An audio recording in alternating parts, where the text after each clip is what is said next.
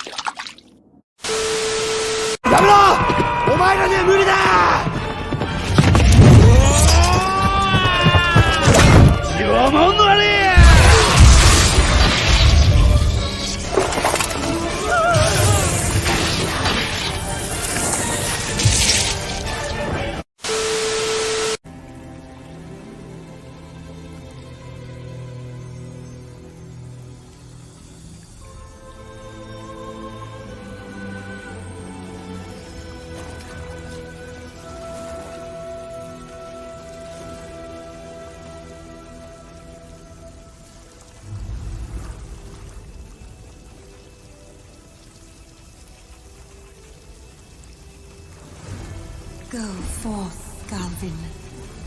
May you be unharmed. You gotta get yourself a nice 250-pound dwarf, huh? Well, have a chin you can hang on to, huh? Huh? We like to breathe the future. Promise broken bones.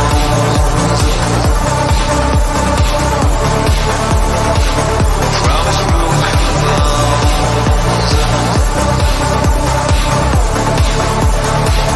Promise broken bones.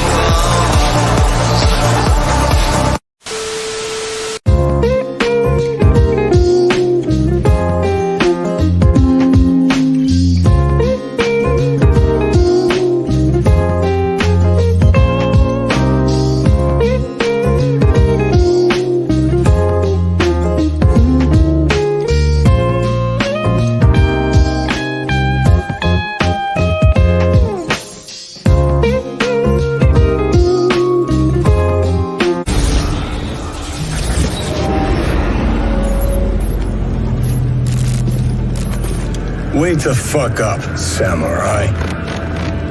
We have a city to burn.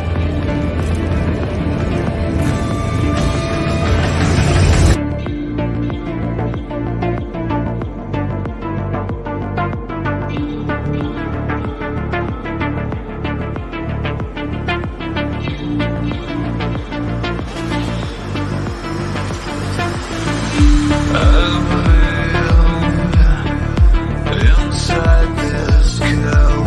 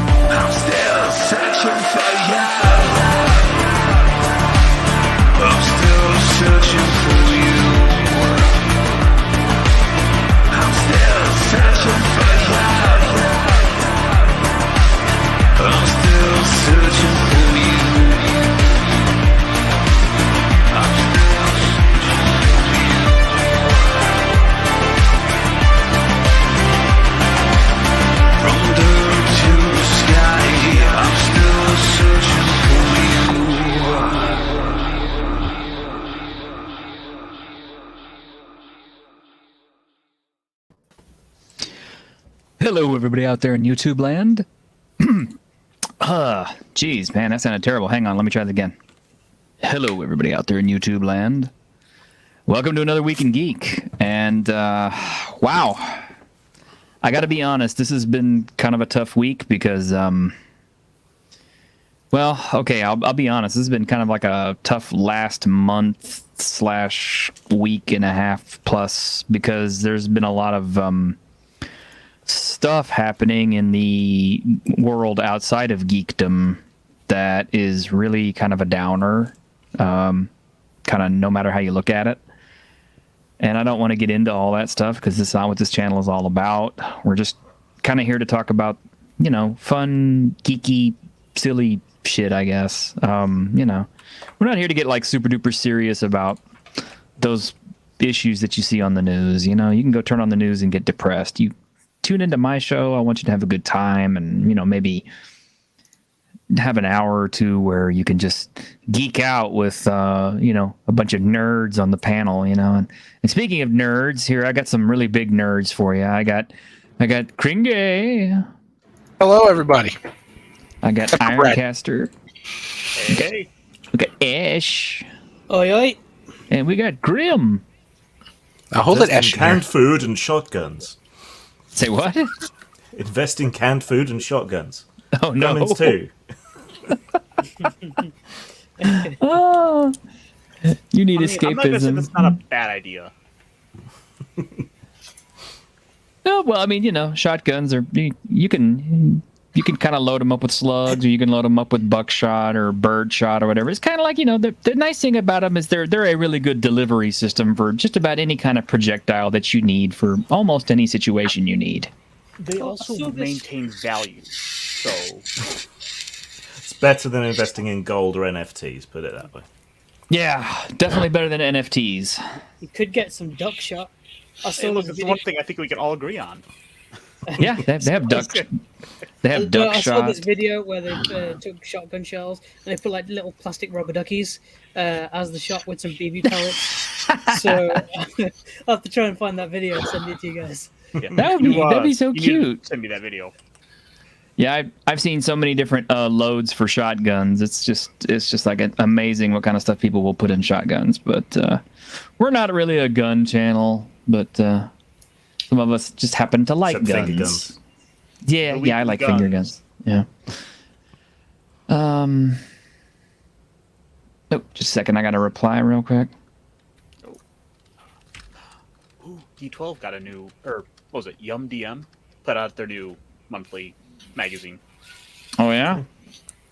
Yeah, it's That's the D12 zine? Yes, that's the one. Okay, well, I mean, the main thing that I wanted to talk about this week was hey, Brandon, the anime guy, yes, bastard. Hashtag for Bonsai George. So I know I've told this story before. I'll be brief, but for those of you out there who haven't heard it, the man who is chiefly responsible for getting me into good anime, because I've been watching anime since I was a little kid, but you know, all I knew them was Explains a lot about you. Yes, those Japanese cartoons. But the guy who really got me into it was one of my buddies, Bonsai George, and he was half Japanese, and he was an older guy, but he had manga that was straight out of Japan, untranslated. He had a few movies and stuff, and he really taught me what good manga and what good anime was all about, what to look for, what to listen for, how to listen for it, and how to appreciate subtitles over dubbing. And I really owe that guy a lot. And one of the things that he introduced me to was Bastard. And, you know, because Bastard's been around for a long time. So when Netflix announced that they were going to do Bastard, you know, I vowed that I would watch it day one and do it in honor of my friend Bonsai George, who is no longer with us. He passed a few years ago. So I did. Yeah, it's like I sat down yesterday and stayed glued to the chair for every single episode, watched them all very intently, very religiously, listened to it very carefully. So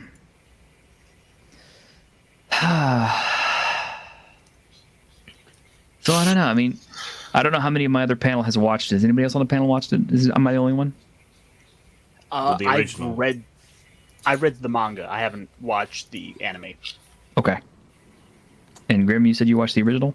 No, I haven't. I've watched a couple of episodes of the new one because I knew we were doing this tonight. Okay. I'll say this. I have the old version, the 6-episode OVA. And what I will say about the Netflix version is it took them 13 episodes to do what the old series did in 5. But that being said, the Netflix version looks really good. They did expand the story.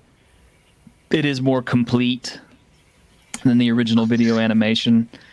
I did find it to be maybe a little less full of the dark humor that the old series used to have.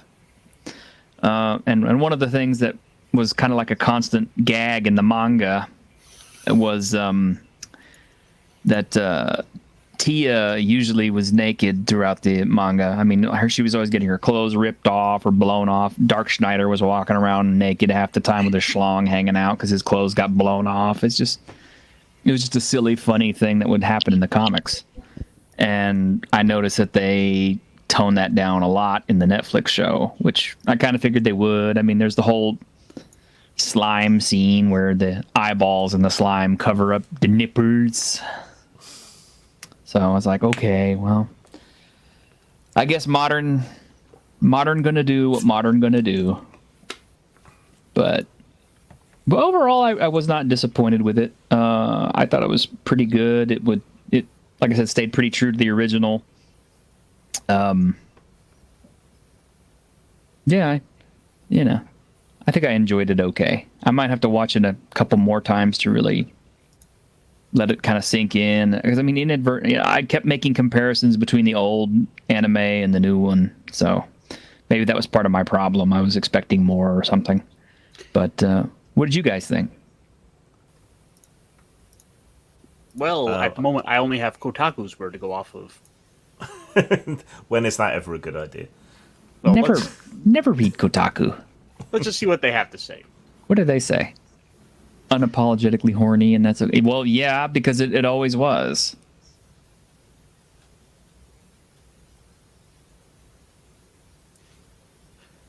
It says, when I first watched Netflix new anime, Bastard, Heavy Metal, Dark Fantasy, I expected a melodramatic anime series along the lines of Record of Lodoss Wars. What I got was an unapologetically horny show about a wizard and his ever-growing harem of big-haired enemy waifus. I loved every second of it. Which I gotta say, considering this is Kotaku, I'm a little surprised at the opening paragraph there. Yeah. Usually they're very well. You know what they're like. But like Shirt was saying, they toned it down a lot from the older stuff. Yeah. Not the violence, though. The Ken doll drives me. Yeah, a little bit. Well, violence is okay in America. But sex bad. Well, we were formed by Puritans. Yeah. But violent sex is even worse, so... I don't know what you're talking about there, because I disagree with that. No, I mean, it's better, but it's worse as far as they're concerned. Yeah, Brandon, I do recommend watching the OG one before you watch the Netflix one, just so you can sit there and compare them. It felt to me as well that, from what I know of the original, it was pretty on the nose about its heavy metal references. Oh, yeah. Whereas this one felt like it was being a bit more cautious, sort of pronouncing things differently or hiding them in the middle of spells. Yeah, and that's a joke that was held over from the original. Okay, the creator of the original series is a big heavy metal geek, and everything in that show has heavy metal references. Okay, Dark Schneider himself, his name is taken from Udo Dirkschneider from the band Accept. In fact, when Tia kisses Lucian on the to activate the Dark Schneider seal thing, she says accept first. One of his most powerful spell. I love when the priest invoked Striper. Yes, the priest invokes Striper. The priest himself, Gionoto, is that's another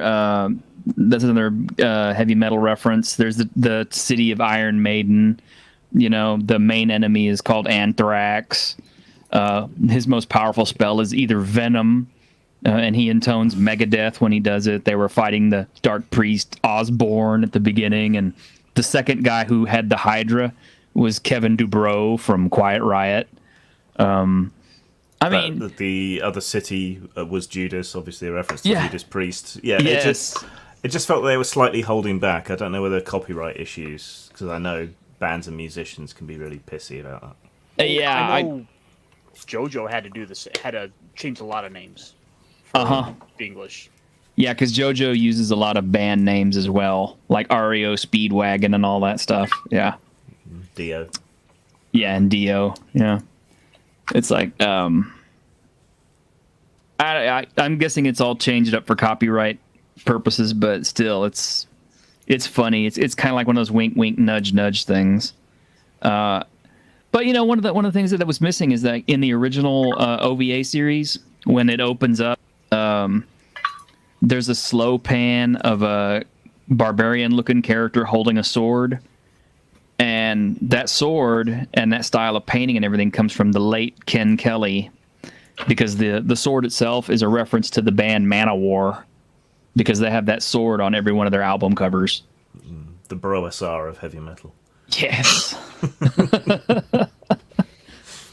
Manowar fans are something else, man.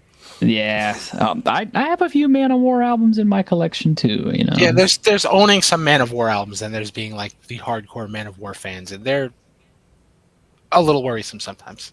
Well, all men play on 10. They actually set the indoor record for the loudest concert way back in the day. Seriously, I would have liked to have been there for that, and now I have to wonder how many people came out of that concert who are experiencing deafness. I know in the 90s, Korn set that record too. Did they? Yeah, they broke it. I was at that concert. Are you deaf? No, but it was the 90s, so it's been a while. It's just making me think of Disaster Area from Hitchhiker's Guide. I think it would be funny someday to have a heavy metal band go in there and try to set one of those indoor loudness records and actually cause the walls of the venue to crumble. Does that mean you win? Yes, it means you win. If you kill your fans, you win. No. I saw an industrial band opening for Tool, I think, called Sulphur once in London, and their opening track hit the resonant frequency of my internal organs. So my lungs were vibrating inside my body. Fear Factory does that. Yeah, it's all around, but they used to. Throbbing Gristle could do that. In Fear Factory. Throbbing Gristle could do that too. Actually, it's kind of cute. I noticed in your last video you had a little clip from a band I recognize. I can't remember the name right offhand, but it was an industrial band, and I have several of their albums. I have that album in particular because I've used that song before for other stuff. Yeah, but I have a feeling. What's that? You've got to be careful. Yeah, you do. Using any music.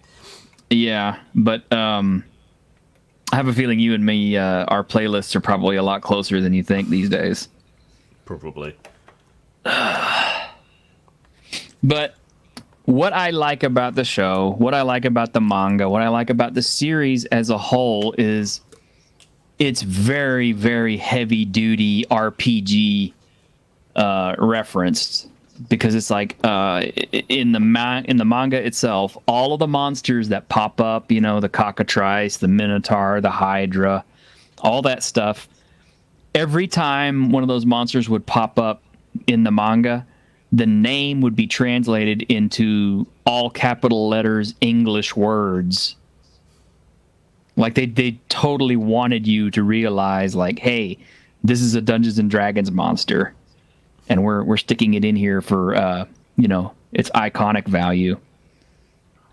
And I like that because the tagline is is like heavy metal dark fantasy, and I think that would be so cool. It's like, I mean, maybe it's just my nostalgia berries going crazy here, but this last season of Stranger Things, where we had Eddie Munson, the heavy metal guy running the Dungeons and Dragons game, I relate to that on such a super duper deep level because I got into role playing gaming during the 80s, and of course heavy metal was my drug of choice. Grim Reaper, Iron Maiden, Judas Priest, everybody. I mean, all those guys, I listened to them religiously while I was reading through my books and, playing my games. And just the fact that, this Japanese guy took all that stuff, put it together, turned it into a manga. I'm like, this would be like the most awesome TTRPG ever to run. And it almost feels like the whole series is the guy's homebrew game. I mean, or is that just me? I think the main character is too powerful for a tabletop RPG. It's a bit One Punch Man in that way. Yeah, I suppose so. All those main characters kind of are, though. All the four generals and of course Dark Schneider himself. And my second favorite character in the whole series is Diamond, the vampire guy, who's basically, it is King Diamond. Oh, right. Does he hit those high notes? No, they picked an actor with a really kind of a low voice. I mean, if you're going to go with King Diamond, you got to get that falsetto going. Yeah. Hey, man, the guy's 66 years old, and he's still doing heavy metal. Oh, okay. Uh-oh. Hope everything's okay, Grim. Bye, Grim. Oh, hey, Nick Weiser's in the chat. Nick Weiser's in the chat. Nick Weiser, man, if you want an invite, come on. Let me know. Yeah. I will bring you on. Yes, King freaking Diamond. King Diamond makes an appearance in the manga, in the show. So it's worth it. I mean, no, I wish it had been voiced by the original guy. That would have been awesome, but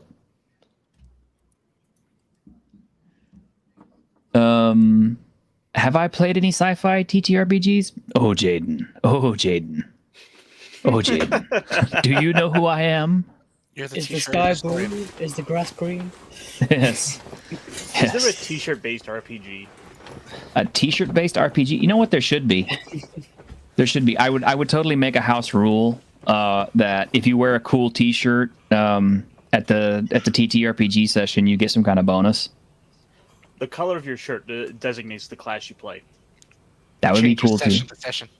Yeah. Each time you take a wound, you have to put on another t-shirt. I will have you guys know I have a collection of over 40-something t-shirts with stuff on them. Can you wear them all at once, though? I can't wear them all at once yet. And I have at least another 15 to 20 that are just, blank t-shirts.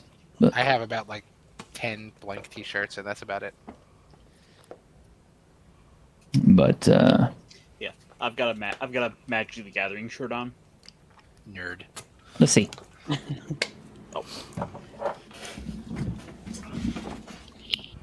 Oh, nerdy. What's yours, Grim? Everybody shows their... Oh, see, now that's a heavy metal t-shirt right there. Okay, I like that. I look at it and think it just needs to be like the Grim Reaper driving a forklift. I think it's goth girls driving heavy machinery that's the in meme at the moment. So. I'm wearing my Nexus 6 replicant t-shirt with the geisha looking robot with the boobs and nipples, so I can offend people with it. But yeah, I think overall I like Bastard. I'm gonna enjoy watching second season. Like I said, it seems like it took them this entire season to do what it only took like 5 episodes of the OVA to do.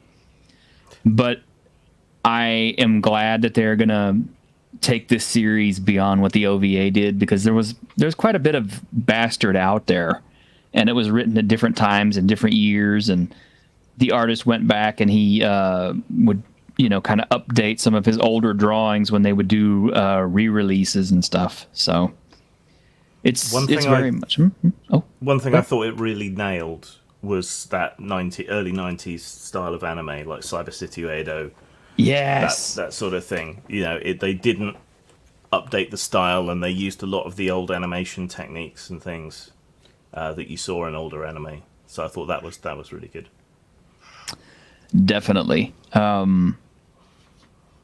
I think it's going to be good. I think it was well worth it. I think George would be mostly pleased with it. I'm sure he would have something to complain about on it because he was very nitpicky, but I think overall George would have enjoyed it. So rest in peace, my friend. People still honor what you enjoyed. Yeah, Venom, yeah. 32 flavors. Yeah, Venom. Venom is Dark Schneider's most powerful spell, and that's a band, of course, I didn't see Ex-Hoarder, but... Who even remembers all these bands these days? Oh, I do. I mean, it's true, some of them I have to remember, but I mean, he even mentions Guns N' Roses at one point. So Kind of, yeah, he just says Guns N' Roses. But, oh, look at that, Wizard Jim. Damn, Dream, bringing up Cyber City. Oh, wait, incredibly based. I have that over there on my shelf. I've got a stack of OVAs I need to get to. I got to watch. Was it Angel Cop? Oh yeah, I've got that one. That's pretty good. I've got some new stuff to watch too. We'll go over that in a second. But Edge of Time says the metal will strike you down with a vicious blow. Yes, it will. So Jaden, you want to know if I have any sci-fi TTRPGs that I would recommend besides Warhammer 40K? Have you tried Cyberpunk 2020? And if you want something slightly more sci-fi, space opera-ish, Starfinder is pretty good. Stars Without Number, Traveler. Stars Without Number is awesome. I need to get Stars Without Number. Traveler's the classic one. Yeah, Traveler's Yeah, we have lots of recommendations if you like sci-fi RPGs. Robotech. We were talking about that earlier. If you could find it. I mean, it's a new company doing it now. So I haven't seen the new one. There's a Transformers RPG coming out. Which I saw, actually, a little update on that. So it was at first announced for quarter 3 of this year, and quietly they've pushed it up to back to quarter 4. Because some of the distributors, such as Cool Stuff Inc., have it slated for quarter 3, and on their own website, it's now quarter 4. I did get to read through the new Robotech RPG last weekend because one of my friends bought it. It looks like a very rules light sort of thing. Good. Yeah, but no, because part of the fun with mecha is all the fiddly bits. Yeah, mecha is one of those few genres where you'll be like, this needs a lot of rules. Because you need lots of customization? Yeah. Yeah, but they seem to have concentrated more on the kind of drama-y, soap opera-y side of the Robotech series. Which is a valid choice. Yeah. Oh, Lord Thoth, you got Carbon Gray? Yeah, you're going to tell me about that. And the other thing, if you're looking for a sci-fi RPG, how sci-fi are you looking? I mean... Yeah, there's White Star also. It's pretty good. Okay, so question for you, Grim. Yeah. I don't know if Jim's in the UK, but it wasn't so much the Sci-Fi Channel, though they did have some anime. It was more sort of late night Cartoon Network. Had a lot of stuff like Vision of Escaflowne. Oh yeah, things like that I watched. So yeah, I mean, we watched a lot, but I couldn't necessarily remember what it was. Blaine says, "Yeah, get ready for watching Cyberpunk by Trigger this season." Yes, I'm excited for the Cyberpunk Netflix series. Hey, Brandon, there is a Robotech Macross TTRPG, and there's a new one out too. So. And Cal says, "Altered Carbon RPG," any good? I don't know. I haven't played it yet. I'd have to check it out. Who did that one of the nice things with I gotta say with the likes of the Netflix series for animation, you're usually guaranteed about 2 seasons at least, because that's what they usually just sign on for. I can't say anything past that, but they'll probably be in it for 2 seasons. So, Yeah, Jaden, you name a genre, there's probably an RPG for it. Pretty true. it's Pretty true. It's probably on T-shirt shelf. Yeah. Mechton Zeta is still a fun. Shadowrun Yes. is technically sci-fi, so you can go with that. Yeah, Fuck but off, elf. yeah, Grim doesn't I like it. understand you don't like it, but it's still I sci-fi. don't mind it so much in Starfinder, but That's because Starfinder is just a direct sequel to Pathfinder. It is. yeah, Hey, Das Wolfen, it's good to see you. it is the Shadowrun to their Earthdawn. Hell, there's Star Wars RPGs for how long? That's sci-fi. There's Star Trek Yeah. RPGs. June. My shelf. You can almost reach your shelf. And then you could just go with something like GURPS or Savage World, which is... They could be sci-fi if you want them to be. True. We just started Amazing Adventures this week, and in order to play test it, I've told them, it's like, okay, we're gonna play this at accelerated levels. So basically, it's like we play a session, and then the characters level up 3 levels every night. So by the time we're done, everybody should be 10th level.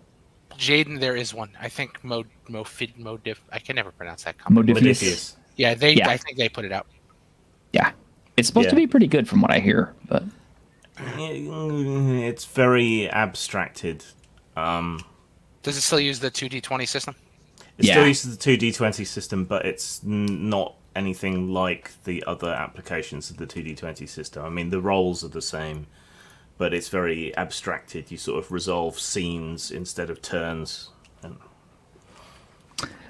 Everyone put out card games in the 90s. yeah, everybody Yeah. put out. Monty Python had a card game back in the I might 90s. still have some of like the Vampire the Masquerade card game. somewhere. Jihad.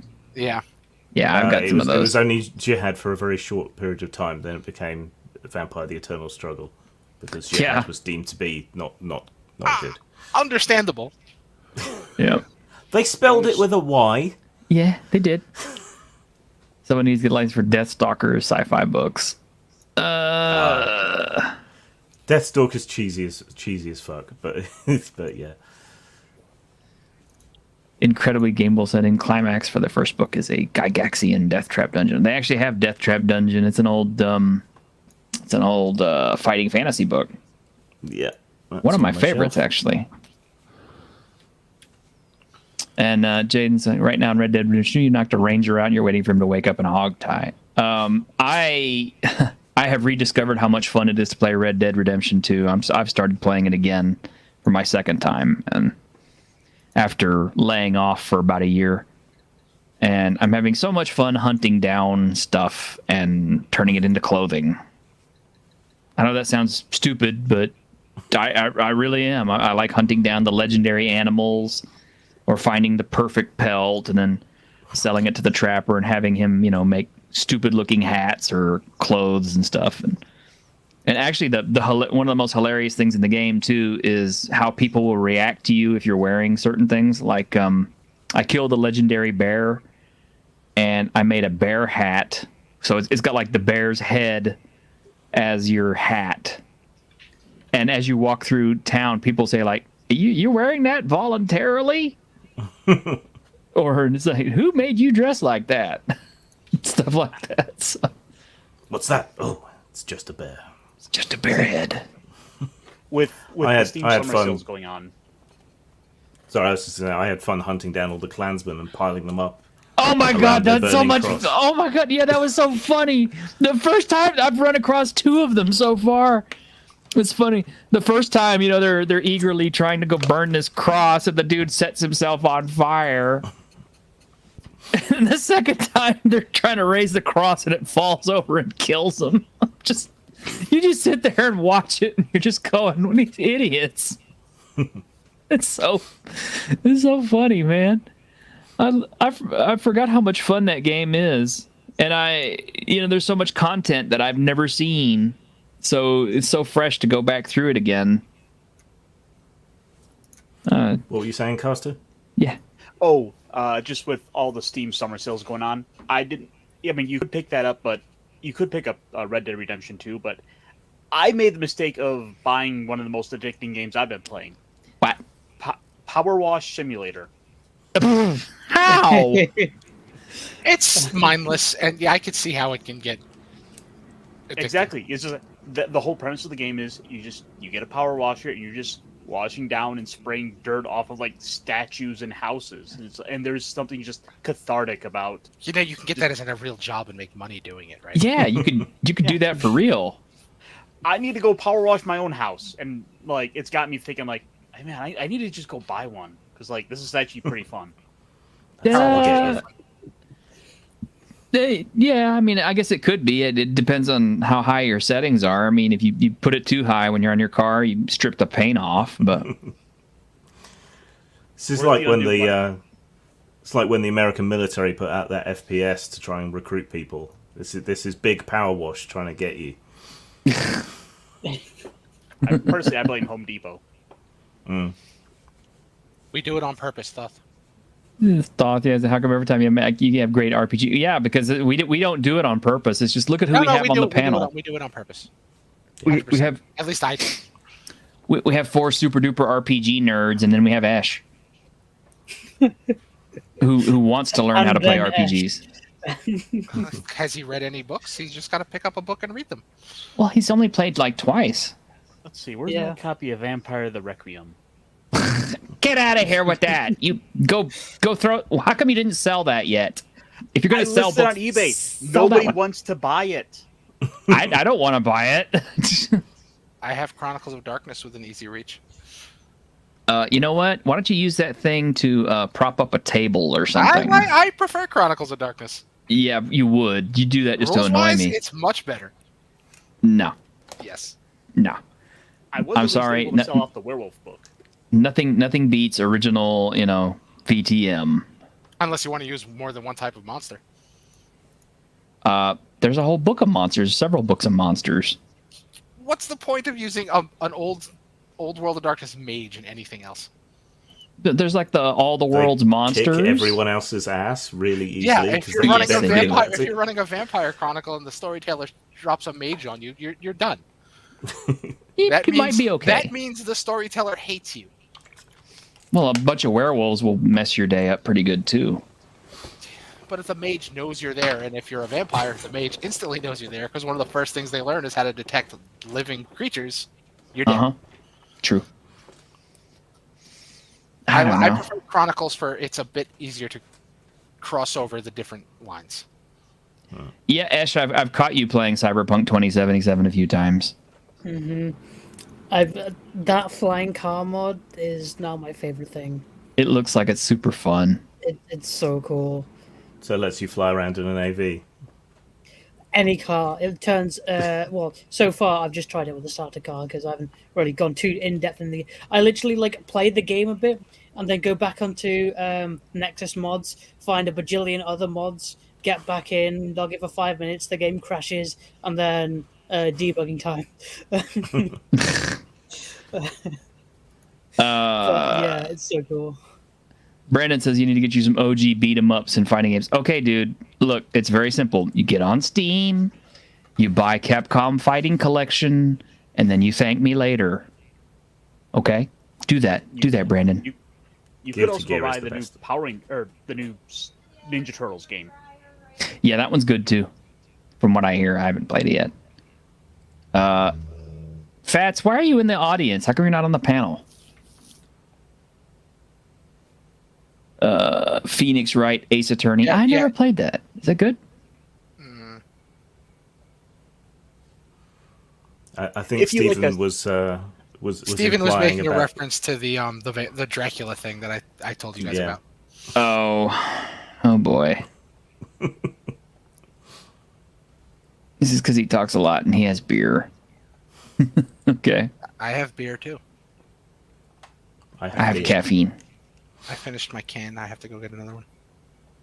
Or I could just switch to whiskey. No, please don't. I'm great on whiskey. I don't know what you're talking about. Is the whiskey in reach and then the beer far away? I have 2 types of whiskey in reach, and beer is in the next room. Oh, well, clearly whiskey. Right, I have Scotch and I have Irish whiskey. So you have whiskey and you have piss. I don't know which one you're calling. Mac, Bog aren't you water. supposed to be on this panel too, Mac? Why aren't you on this panel?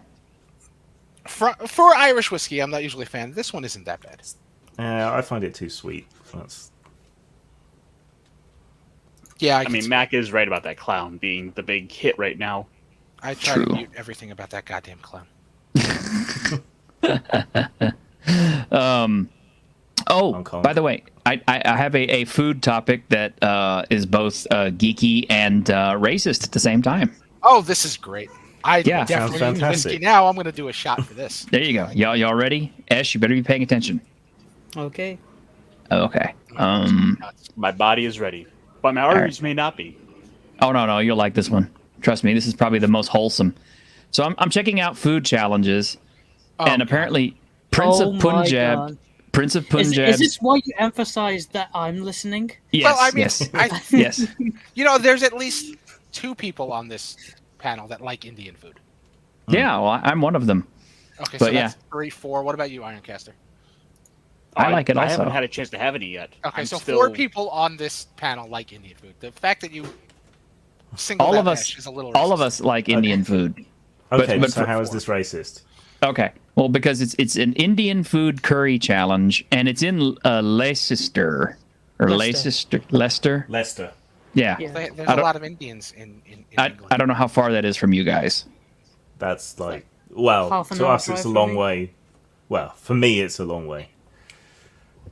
Okay, but apparently you have 45 minutes to eat 6 pounds worth of mixed grill curry. You have to have. Christ. You must choose 5 curries and 5 naan breads and 45 minutes to eat this. I would try that. Shit, that looks delicious. I mean, look at that. Look at how good that looks, man. What do we got It's there? the naan breads that would get you. Yeah. Yeah. And the price depends on which curries you order with this challenge. You're betting the restaurant, and if you lose the challenge, you pay for the meal. If you win, you get your meal free, and you also get whatever the total price of your meal was back in cash. Hey. That's not bad. How many breads? You have to choose 5 breads? Yeah, 5 breads. Yeah, that's what'll slow you down. Uh-huh. It depends on how much naan they put in there, but... Yeah, it depends how big they are, because some naans, you could go to sleep under them like a duvet. Yes. Probably give you Oh a yeah. standard size. And others are just, the size of your hand, really. I like the picture I'm going by. Let me see if I can bring it up without getting a potential Okay, security okay. risk here. What? That popped up. Yeah, that popped up. I guess I don't know. Can we go there? Prince of Punjab Pub and Grill business site? I guess we can't. So, all right. I guess if you guys want to look up this challenge, you're going to look it up on your own. But yeah, they had one in Scotland too. But I'm kind of like nobody wants to eat Scottish food. So Not a fan of You don't want the Mars bars. haggis. Scottish food isn't bad. Haggis is fine. It is. I don't know why people don't like it. as much as I love the food, my ass would kill me. I don't know. Do they sell like for white people curry? Yeah. Okay. Tikka masala is white people curry. Isn't Okay. that technically Scottish? No, it's technically British. What else? Kormas are pretty soft on the Corn stomach. is very creamy. Yeah. What what's exactly is coconut? white people's curry? Like mildly spicy. Yeah, mildly spicy and not actually Indian. Yeah. Though I was surprised to discover that Baltis were invented in this country as well, because they're pretty good. You guys, you gotta give me like 10 minutes. Why? What's up? Right. Dog. Yeah, Oh. stuff. Dog. Okay. This is the all you can eat haggis challenge. I don't know about that one. I don't know what Have your problem is. Organ meat is delicious. Yeah, I guess if you don't know what it is. I mean, I like head cheese, so. I know what Ever- it is, and I still eat it. Well, I mean, okay, I eat lengua, which is tongue. So, ever made butter chicken or butter chicken curry? No, I have not. Butter chicken is delicious. Is it good? Yeah. Yeah. But you Especially probably when you mix sriracha in it. It just enhances the flavor. For me personally, anyway. You Oh, know you sold there's a me. Sriracha shortage, you monster. Is there? Yes. There was a terrible harvest in Mexico of the types of chilies that they use. So there's going to be a Sriracha shortage. Oh, fuck. I'm Yeah, I good heard thing about I've got a that. bottle. It's just one apocalypse after another, isn't it, lately? Yeah, I mean- absolutely. Jesus. How are we going to get through it without a sriracha sauce? I mean, You'll have to switch to off-brand. Oh, and get this. I went to Taco Bell the other day to go get a Mexican pizza, and they are sold out nationwide. They have a shortage. Ironcaster, is that bad? No, I mean just like the nationwide part got me. I'm like, oh shit. Yeah, that's what they were telling me. They're sold out nationwide. There is a Mexican pizza shortage, so that is a real crisis. Ay caramba. Ay caramba! Yeah. As long as I keep getting my Frank's Red Hot, I'll be fine. I'll survive. Frank's is not bad, I guess, but it's not my favorite. Haggis was delicious, single malt chaser. Okay. Haggis is good. The relentless culinary negging of it is totally unwarranted. Okay, yeah, you're right. Fine. But I've seen it in a can, and I'm like, I'm not going to eat that. No. Most things out of a can aren't great. No. I heard spam's pretty good. You heard wrong. Spam fritters are surprisingly good. Spam is not good. Although, I mean, I guess you could get used to it, but, given that analogy, I would say, you could probably get used to having a nail hammered through your scrotum. But would you want to? Having grandparents that, lived through the war and the The war. rationing, they developed a taste for certain things. Well, Brandon, they are running the Steam summer sale, so, just get you some money together and stop buying anime for a little bit. But he's That's the anime true. guy, not the Steam guy. That's true. Sriracha's overrated. I wouldn't No, it drop, is not. I wouldn't drop like Edge of $80 on Steam this week alone. Edge of Time, don't they? Wait a minute. Okay, I know that's a real thing. Hang on a minute. Oh, the meat clown that you can The get. meat clown, yeah. That's a real thing. Mhm. I mean, didn't you guys grow up with that? Yes, never ate it. It never appealed to me, but it's definitely a thing. I've seen it in the wild. I mean, there's pictures of it. I mean, hang on, I just found one. Yeah, I've got it.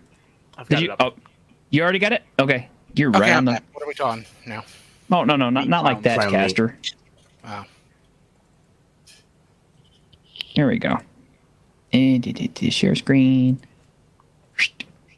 Bam. T-shirt There we go. accidentally puts up a picture of a leering clown with an enormous erection.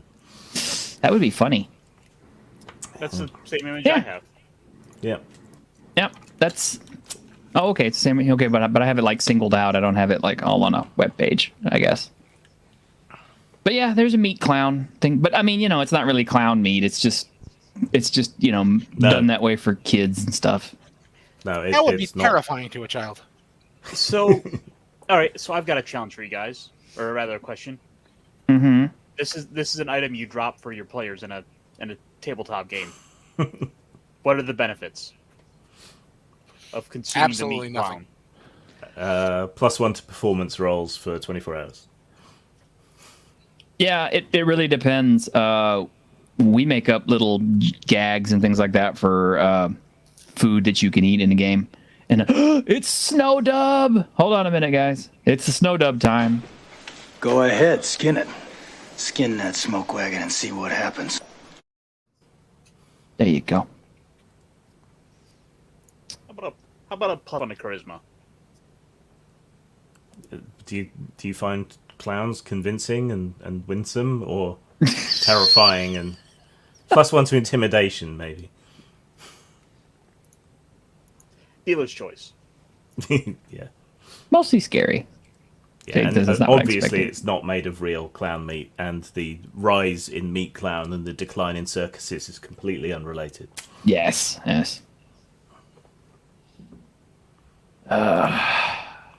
The amazing thing is how much of it you can pull out of a lunchbox. It just keeps coming and coming. I put my headset back on and I hear Grim just go coming and coming. And we were still talking excited? about clowns, so there's an image. Yeah. Kringay's back. Clowns. Honk, Snowdub, honk. are you busy hanging out on Drunk 3PO's much larger, much more successful channel instead of our tiny channel, which is struggling to get even 500 people to subscribe? It was on Loki's last night. That was pretty funny. I needed to go back and catch that. I was running a game last night. I was drinking last night. Of course you were. You're making me sound like an alcoholic. Because you are. Maybe. There you go. I'll catch up. Oh, Drunk 3PO just... Does that mean you can come onto my show then? Why, of course, Snowdub. I'll hand you a link. Yeah, absolutely I will. Yeah, you bet. Hang on a minute, buddy. Just for you. I'll make it happen. Get your ass in here, sir. Oh my gosh. I hope he brings Jolly on, but he probably won't. Or he'll make some excuse. Oh, I can't. I gotta take care of the snow kid. I'll be like, okay, of course you do. Side effects may include rainbow-colored hair. There you go. Oh, God. Causes any neckwear to rotate at 500 RPM. However, you can pack lots and lots more people in there. It's like, lol, no, that does not mean I'm not coming on. I'm multitasking. Yeah, uh-huh. Mm-hmm.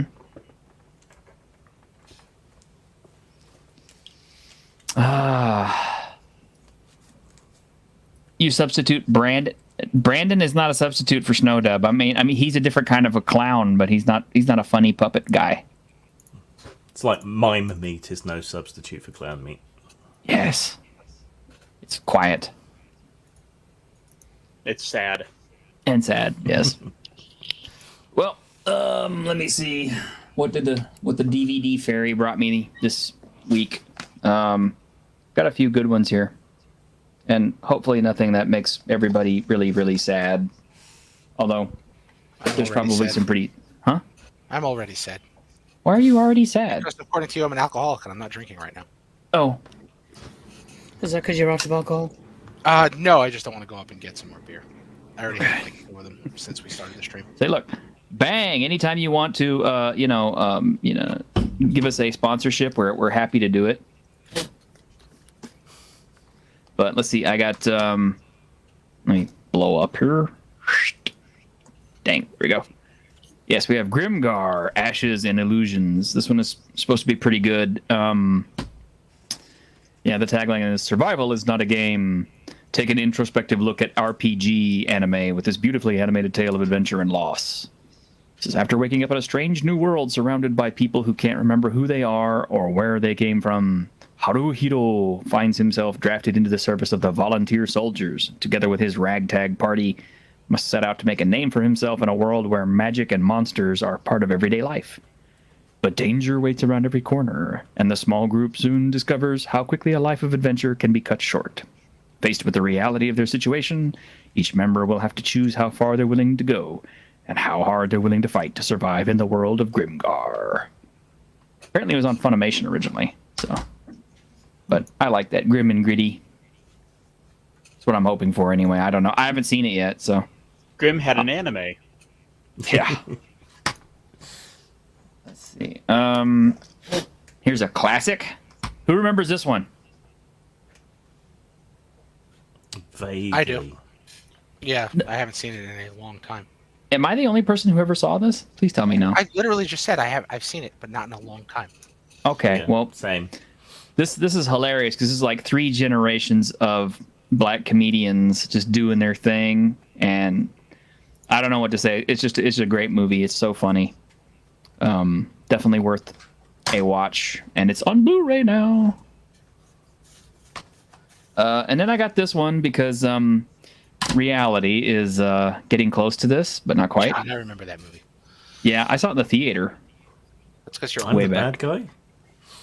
I'm the bad guy? Yeah. This is a really excellent film. And it's it's really poignant now more than ever, I think. But if you haven't seen this one, I would say it's a classic. And look, it's Joel Schumacher. He's no longer with us. It's kind of surprising. And last but not least, this is probably one of my favorite anime of all time right here. It's El Hazard, The Magnificent World, OVA 1 and 2. The first time we watched this, it was back when anime was still kind of new. And, as you know, it was starting to come into this country mostly through Pioneer. And we would get one VHS tape every couple of months or so. And El Hazard was one of our movies that we watched. And we were hooked on it from the first moment we started watching the first tape. And because I was broke at the time, I ended up getting the dubbed version, which actually ended up being really good dubbed. So, like 4 or 5 tapes and months later, there's 3 grown men sitting around a tiny little TV with a VCR built in, watching the very last episode of this series, and we're all crying our eyes out. That's how good this show was. But stay away from the TV series, the Wanderers TV series. It sucks so bad. I can't even stress. But get the OVA. The OVA, this one here is good. Definitely worth your money. Very fun. And everybody's quiet. Well, I don't know anime, and you're talking about anime. I had myself muted. Oh, you had yourself muted the whole time? Yeah. You have questions? In part. No, sorry, no. I don't have any questions. It's just kitchen noises are a thing. Oh, okay. Okay. How dare we? How dare you? How dare you? I will say one thing for Harlem Nights. Layla Rashawn was kind of scandalized because of that show. Because she played the character Sunshine in that movie. And the reference is because the older mistress of the show, whose name I forget right now, she's passed away also, says, I got a girl whose pussy is so good, if you threw it up into the air, it would turn into sunshine. And that forever kind of haunted Layla Rashawn for the longest time, because people would see her and say, hey, you're sunshine. So some people just aren't prepared for fame. Yeah. There's worse things to be remembered for. Grimgar Fantasy of Ass? Uh-oh. Oh, violence solves everything, you like, Grimgar? Okay, well then I consider that a ringing endorsement. Okay. I like violence solves everything. If he likes something, it's usually pretty good. And hello, Gap Stargate. And Wizard Jim says Grimgar has great art style. Backgrounds look almost watercolor. Oh, cool. Cool. Looks and like Shout Factory has an anime sale going on. Oh, do they? Kringay called us all weebs. You are. How will we recover? Yeah, I don't know. They're like words. I said, I've watched 1.5 animes. Yeah, you wouldn't even watch Bastard when I asked you no, to. because So. it's an anime. Why? It's an anime. I hate the animes. Why? I don't really care. It's just they're just not my thing. You just not like cartoons? No, it's just anime. Just was never really my thing. We're just gonna make you watch One Piece. Yeah, golly. I don't have enough time. So Harlem Lights a long time ago. Yeah, Michael Douglas is excellent at Falling Down. Yes. It's El Hazard. Oh, I see what happened. We have that. This isn't really that anime guy, is it? This is Fat Steven.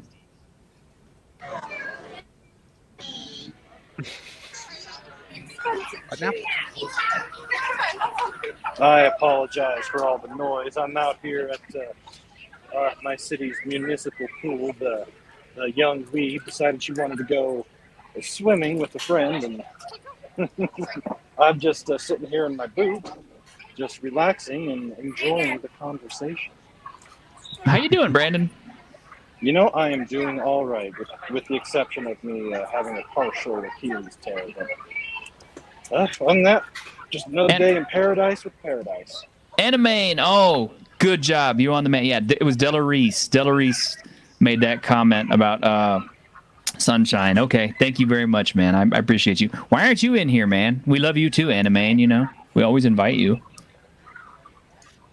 Kip Marlos is Falling Down was the first film I remember people getting confused about the difference between the story being told and the alleged politics of the filmmakers. Really? Wow. I don't remember that. I could see that. I could see that, but I don't remember that. All I know is Iron Maiden put out a badass song about it, and Bruce can sing the crap out of it. So. I do love me some Iron Maiden. Oh yes.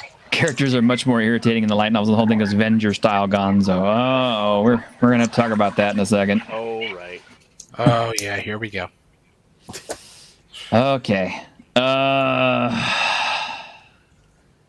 So yeah, something else that I'm not so much anxious to talk about because I don't like stuff like this to happening, but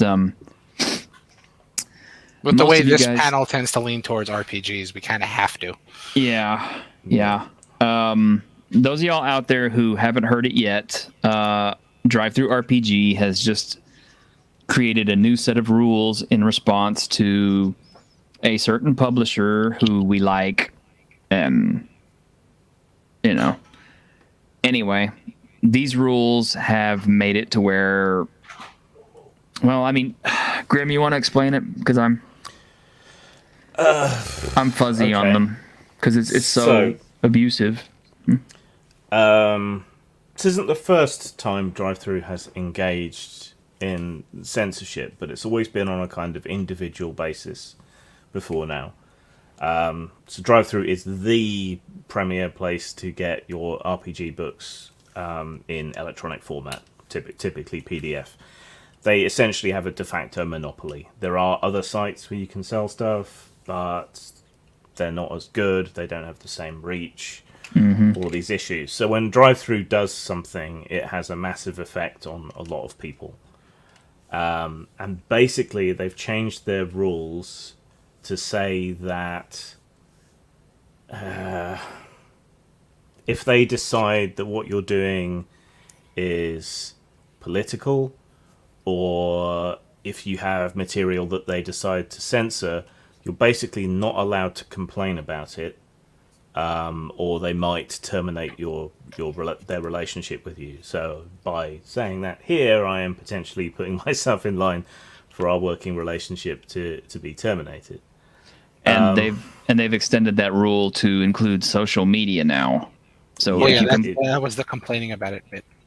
Yeah, if you mention something on your own blog or on Twitter or some other social Facebook outlet, for the boomers. And that could be construed as well as just you saying anything overly political, and so on, anywhere on any of your social media or anything that people don't like.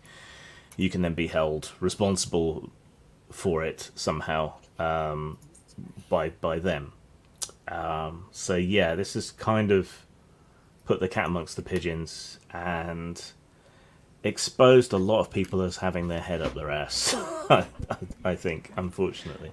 Yeah, and just to give you guys an idea just how big Drive-Thru RPG is, I kickstart a lot of products, anything from Zombicide to indie comics and indie RPG games and mainstream RPG games and some other stuff.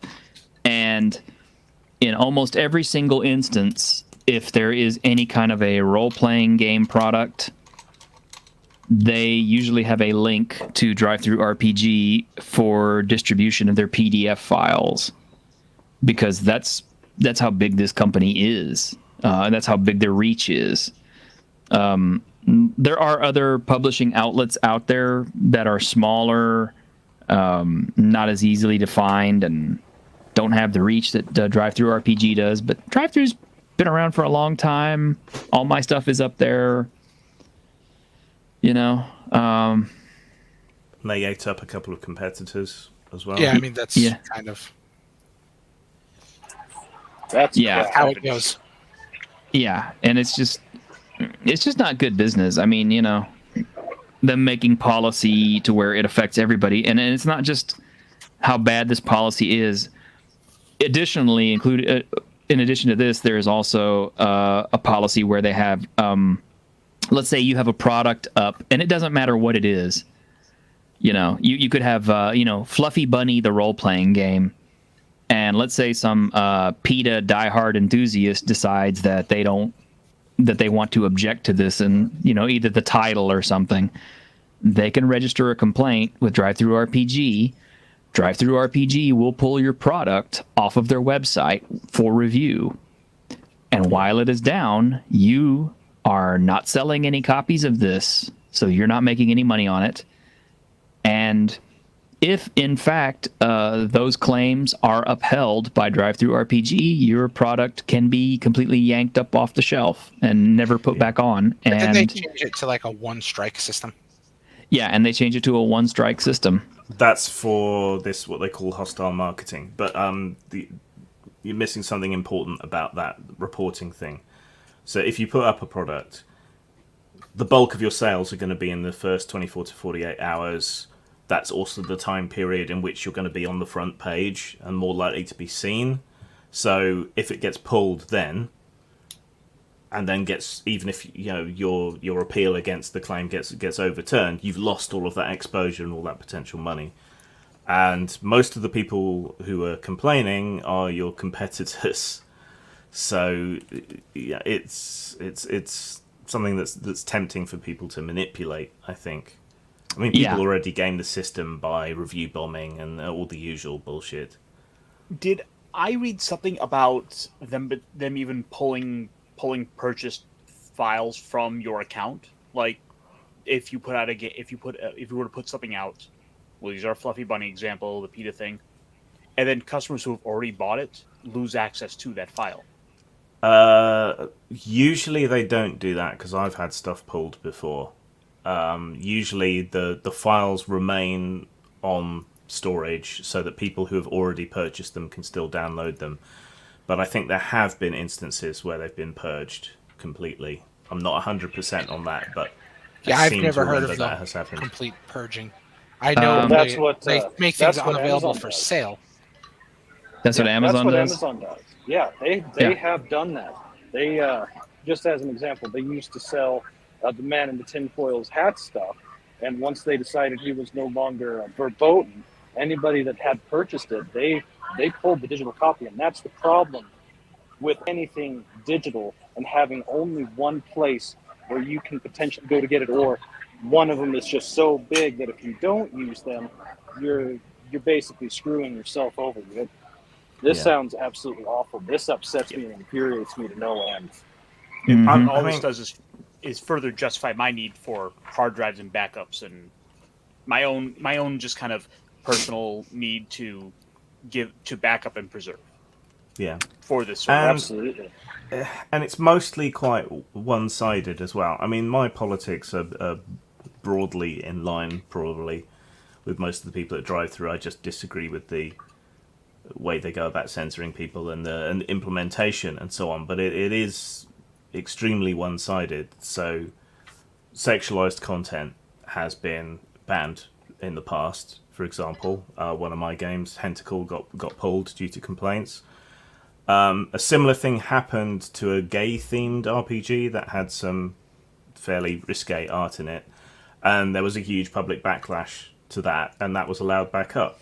So there's no consistency, there's no rule, and these new rules don't actually lay out what you can and can't do necessarily. The only way to find out is to fuck around. Yeah.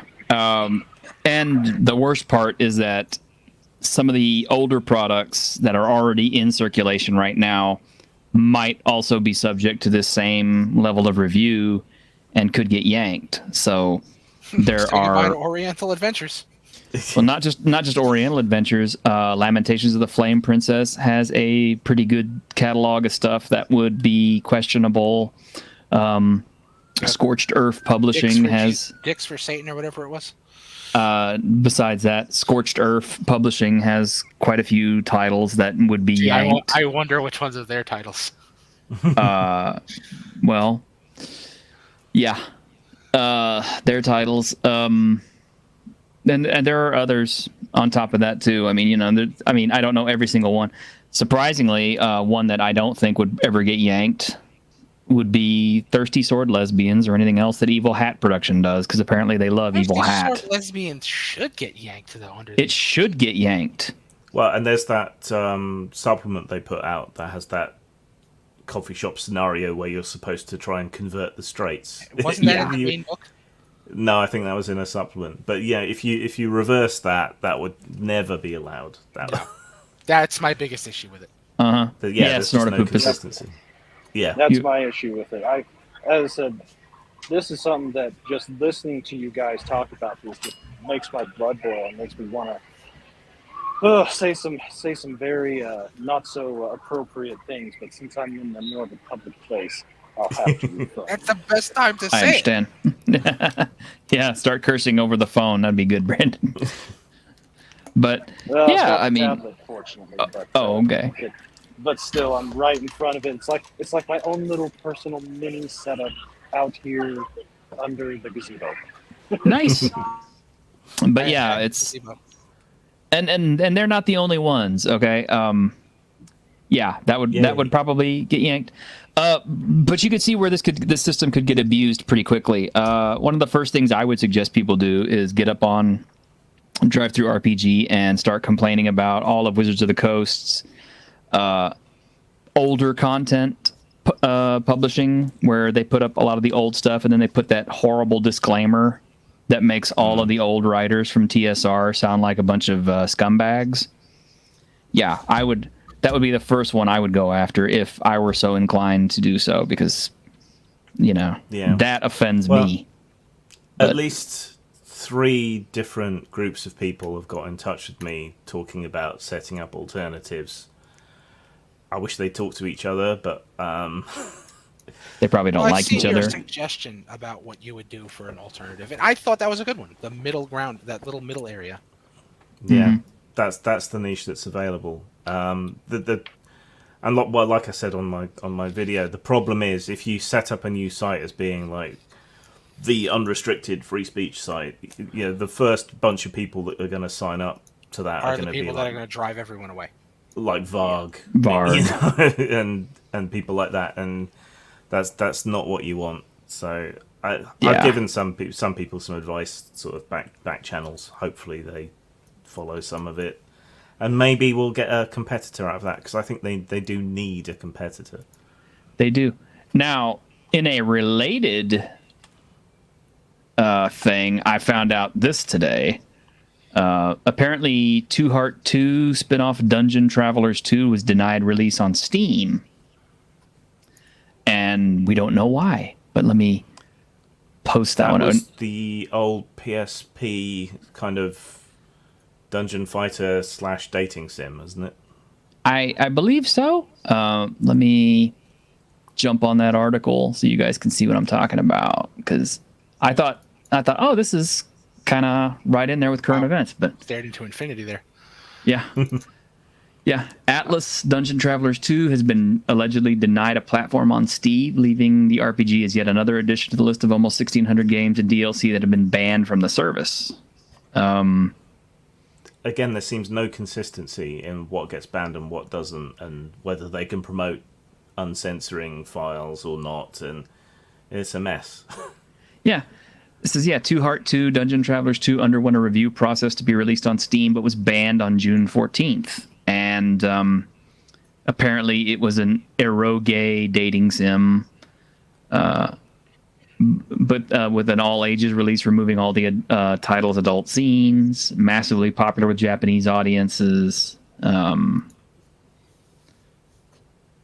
yeah, which is odd considering some of the more outright sexual games that are on Steam that fall into this category. It's baffling. Yeah, I was going to mention that. But yeah, it's like, you know, it's got a few things in there with characters performing acts that could be deemed lewd or sexually suggestive, and monsters resembling human women that could attack your erogenous zones and stuff like that. And the other thing too is maybe it's just like one guy in Steam's approval process who's like a really opinionated weeb and thinks your waifu is shit, so he won't approve. It's not Gabe, that's for sure. Gabe is too busy, you know, swimming in his gold-plated pool. But he's basking in his knife collection. Yeah. Yeah, it's instead like of making Half-Life 3, he's in his friggin' gold-plated pool, bro. I mean, I would be doing the same thing if I was Gabe. Yeah. And it says, you know, in June 2018, after developers mistook a temporary halting of adult game submissions as a complete purge, Valve announced they would allow everything onto the Steam store except for things that they decided are illegal or straight up trolling. And yet, yeah, there's games with full adult content out there. I mean, you can... all you gotta do is get up on Steam and, you know, type in sex, adult, nudity, or whatever like that. You're gonna find at least... a grocery list of titles that you can select, and most of them are cheap right now because it's the summer sale. I mean, they also banned all the NFT stuff. Yeah, well, I can understand the NFT stuff because that's just garbage. But you know, like Super Seducer 3 was banned over its content, despite the fact that it had no nudity. Bokuten, Why I Became an Angel, was removed in July last year, or a couple of years ago, even though it had been censored. You know, it's like, I don't get it. It's like, yeah, their lack of consistency in applying their standards has drawn the ire of fans. Death End Request 2 launched on Steam uncensored due to fan demand. Mary Skelter 2 was forced to remove the Purge corruption minigame. Is it lolly content? Because people are pretty hair trigger on anything that looks underage. Now, yeah, there may have been a couple of characters in this who are kind of flat-chested and small, suggesting that they could be lollies or something. I feel bad for flat-chested and small girls.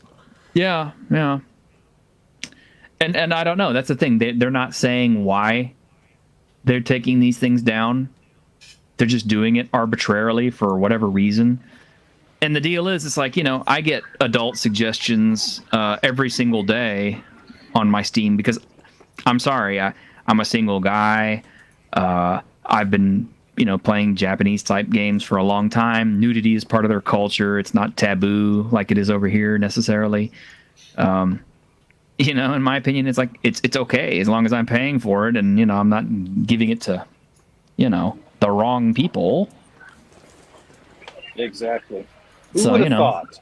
Yeah, Who would have thought that we live in a time where Steam on PC, supposedly the most open platform, is more censorious than friggin' Nintendo. Mm-hmm. Yeah, I didn't. That is bizarre. I always thought Nintendo was bad, but oh, they were really bad. Now Sony has become as bad, if not worse, than Steam, and Microsquash is starting to float into that same bubble. Yeah, the games being released on the Switch. If there's a version of it for the PlayStation or for the box, it tends to be less censored or no censoring at all, and I think it's paying dividends for them. This past week I took a look at the top selling stuff in Japan.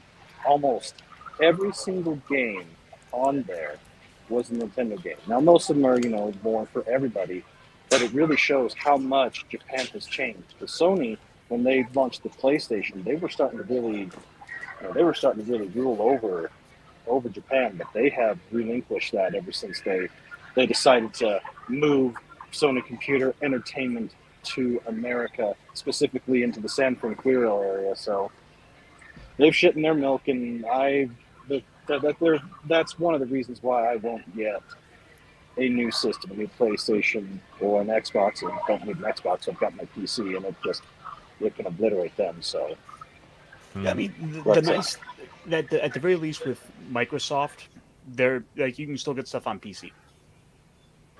Yeah, that's true.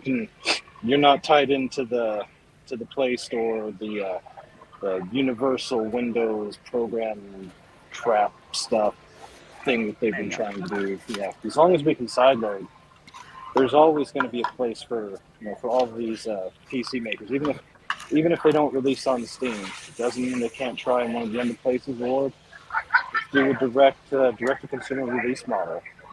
That might have to be the way to go, or as it is with the tabletop game that you're mentioning, set up another platform more for that. But once again, you do run into that same problem. The first ones that are there are typically the ones that do like to take things to an extreme, whether you agree with it or not. They're always the first, and then trying to recover from that's hard.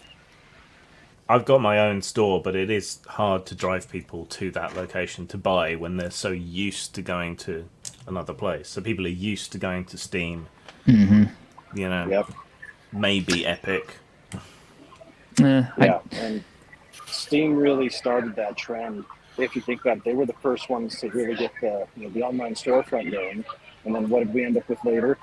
YouTube, Twitter, Facebook, all of these centralized places. And once they had everybody by the scrotum, then they start twisting it and screwing it. Yeah. Now, I will say that I have seen lots of adult games for sale on itch. It's just more of like just people just throw it out there. It's not really like a storefront. Yeah, it's just stuff that people want to. It's kind of like the Etsy. It's more a marketplace than a storefront. Yeah, it's like an Etsy. It's not got a very good interface. It's not. Oh yeah, I am constantly confused by itch. Yeah, I don't like their interface either. Sorry, I didn't mean to interrupt you, Cast. No, you're good. Oh, I think I know what that one comment was about. Last night over at Nick Weiser's, I was showing off a bunch of these old, these like 90s, trading, these like 90s Ultra Fleer trading cards of like X-Men. And let me change my camera over because they're so good. One of these trading cards I was talking about. Is that like Professor X as a wizard? Yes. What is wrong with his face? He looks dumb. Psylocke is a maid? Well, the whole idea was Halloween. Oh. Oh, okay. That makes more sense. Yeah. Okay, yeah. And, of course, we also had Rogue in there. Yeah. You would say no to that. I miss Hot Rogue. Even if it mentions the alternative is the hideous face on the other one. What the hell? Like, there are some terrible art in these cards, like. Yeah, that's not good there. But they also look kind of cool. Might this be a ploy for sales? Movies sell the R rating initially and sell unrated director's cut later, the old double it? Well, I don't think so. That's how it used to be with movies, but that's not exactly the way it is anymore. No, these days they release unrated cuts along with rated cuts side by side at the same time, so people can just pick what they want. But I don't know. Oh, there's a Cyclops for you T-shirt. No, Jesus, no. It's my favorite one. Who's he Look, supposed baby. to be, Elvis? He's the king. Cyclops is a lot of people, but he ain't the king. Okay. Well, it's Halloween, so. Sorry, he's not the king. He's not taking care of business. Okay, there will only be one king ever in this entire world, and that is Elvis Aaron Presley. Thank you very much.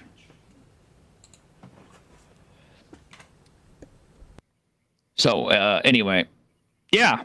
So we've got a lot of platforms now who are apparently deciding what you can have and what you can't have, are based arbitrarily on a system that they don't codify, they don't quantify, and nobody can understand except them. So apparently it's just... Well, it's not that they... but ever-changing rules. They can't quantify it. It's just they don't tell you what the rules are. Yeah. Gee, Ironcaster, that sounded familiar. What were you saying? He said ever-changing. I didn't say that they change. I said they make the rules, but they don't tell you what they are. That's not changing them. Well, there is that, but we're also making a subtle, sly reference to something else. YouTube. Sorry. Yeah, tell Anyway. me about it. Yeah. Like, for But, example, there was that hit piece about Nerdrotic and Geeks and Gamers the other day. Oh, really? I didn't hear about that. Oh yeah, from like, Wasn't it- I think Salon, No, Saban's where they were comparing them to World War I Nazis. Really? Wait, what? Yes. Oh, wait. World War. No, you know what? I'm not even going to. Okay. Yeah, Salon is about as they were a pretty terrible trash rag back when I remember first seeing them back in about 2003, 2004. And Oh, how they're and still also around. they also brought up the corpse of everyone's favorite punching bag, Gamergate. Oh, we don't know anybody on this panel who has any experience with that, do we, Grim? No. Just, I don't understand what the mileage is in continuing to lie about something like 8 years later. That's just what? Why? That's Look, the it was problem. their with Vietnam. It Well, was like it- their Vietnam. Well, I mean, it's the same thing about, like, Hillary Clinton's emails and all this other shit, so. Not that I'm being political, I'm just saying that's something that people drag out all the time anytime somebody wants to have a talking point. Yeah, they just never let it go, and they never get it right. That's what bugs me.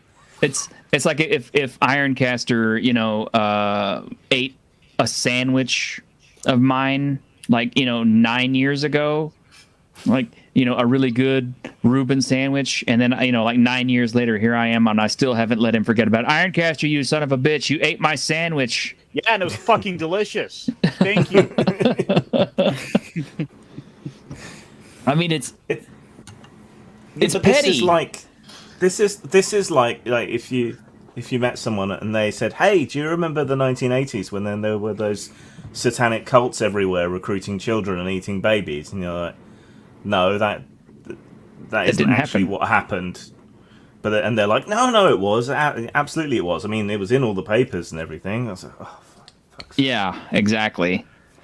It's like, didn't they say that, Dungeons and Dragons promotes Satanism and everything? I'm just kind of like, well, I may or may not be a Satanist, but it isn't because of Dungeons and Dragons. But, no, I'm actually not, but it's just... Goddamn Satanists. Goddamn Satanists, yeah. I don't know. Yeah, it's all just a bunch of bullshit as far as I'm concerned.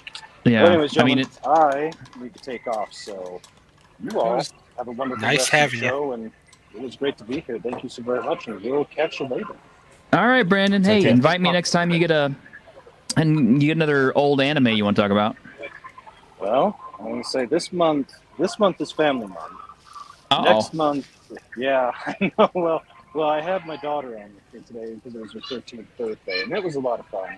But this month I'm keeping it relatively clean, or more the PG level as opposed to the TV-14 R level. So Okay, So we're so talking about Ninja Scroll. next month we're going to talk I've about seen that Legend one. of the Overfiend. perhaps I got it written down what August is going to be, and I don't remember. But I know that for September, it's going to be sports themed because of going back to school and all the college ball. The professionals can suck my hearts, but the sports animes are a lot of fun. I really have been enjoying Hijama no Ippu fighting spirit. I really like it. So. And Okay. Then, of course, October is the month of horror, so we will go into anything and everything that is good. Okay. Well, all right, Brandon. We're looking forward to it then. Yep, looking forward to it also. Take care, guys. Thank you very much. Take care. And See ya. Doswolf, and you say you lived through the Satanic Panic and beat it in your hometown. Yeah, I had to go through kind of a personal little brush with the Satanic Panic myself. I had a teacher back in high school who evidently thought I was capable of committing any number of atrocities just based on my reading habits and the fact that I was very quiet. I could see The that. fact that she was right doesn't matter. It has nothing we to do with can't let that get in the way. Yeah, guess not. Snorterpoopa says someone with a Lord Bathmat puppet who plays D&D could be construed as having satanic tendencies. Well, you know what? I keep trying to get that particular. Tendencies, and then there's satanic. Yeah. Satanic. Yeah. Actually, it's funny you would mention that, Snorterpoopas. I am kind of in talks with some people to try to get a puppet-themed Dungeons and Dragons adventure together, but so far we're having a lot of it's kind of slow. We really need to get on the ball and get that done. Didn't they do that? So. Didn't they try to do that? There was a series that's like Muppets D&D, I think. That they're trying to do. I don't know if it ever actually came out. So there was one, and then, as I recall, one of the women just happened to make a puppet with a large chest that got people upset. Doesn't it figure? It went on for a couple episodes. I don't know if they're still doing it. Probably not. I don't see it getting very far. I didn't see it getting very far. There is actually a RPG coming up that is described as D&D with Muppets. It is called The Land of M, and I saw that. Yeah, it's being crowdfunded through Exalted Funeral. Here, hang on a minute. Let me share. If it was coming out sooner, I would totally suggest it for our puppet RPG stuff, but yeah, this is it. The Land of M, special early access. Stuff of Legends was a 6-episode YouTube series. That was the name of it. Okay. Yeah. But this is it right here. These books really look good, though. But it's a lighthearted fantasy RPG presented in easy to use or easy to learn core rulebook, and illustrating is the campaign setting is the Mucklands.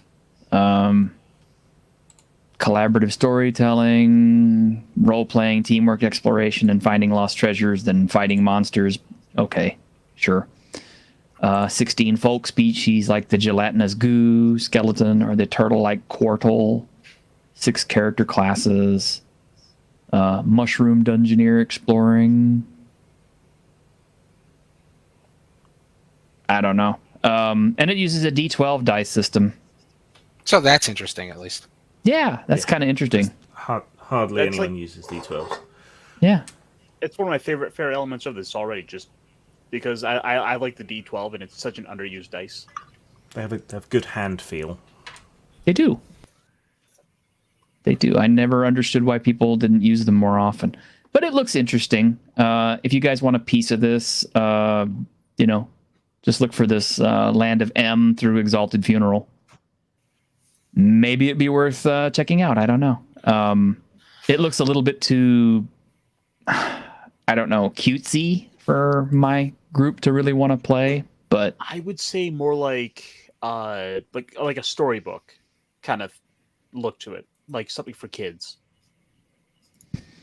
Snorterpoopas, yes, we are trying to get a D&D game together with the puppets from Cotton Connection. That should be, if we can get it to happen.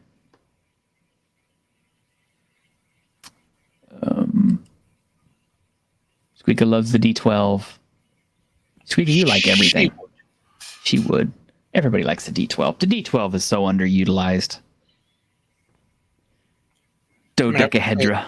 I wouldn't say it's my favorite, but I have nothing against it.